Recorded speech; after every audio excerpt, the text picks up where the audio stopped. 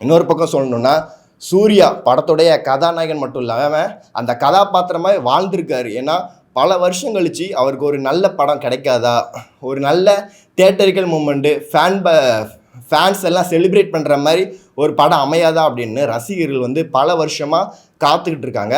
அவங்க காத்துக்கிட்டு இருக்கிறதுக்கு வந்து கண்டிப்பாக அது வந்து டிஸப்பாயின்மெண்ட் ஆகாது அப்படின்றதுலையும் சூர்யா தெளிவாக இருந்தது இல்லாமல் அதில் வந்து சிக்ஸரும் அடிச்சிருக்காரு.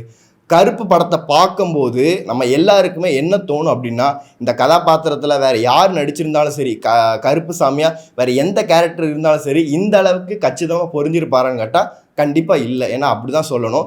அந்த அளவுக்கு அந்த கருப்பு சாமிக்கு உண்டான அந்த தோற்றம், அந்த மிடுக்கென உடல், அந்த கம்பீரமான அந்த மீசை, அப்புறம் புல்லரிக்கிறமான காட்சிகள், இந்த மாதிரி எல்லா இடத்துலையுமே ஸ்கோர் பண்ணி உண்மையிலேயே இந்த கருப்பு அப்படின்னா சூர்யா தான் அப்படின்ற மாதிரி நம்ம மனசில் ஆழமாக பதிய வச்சுட்டாரு ஆர்ஜே பாலாஜியும் சூர்யாவும்.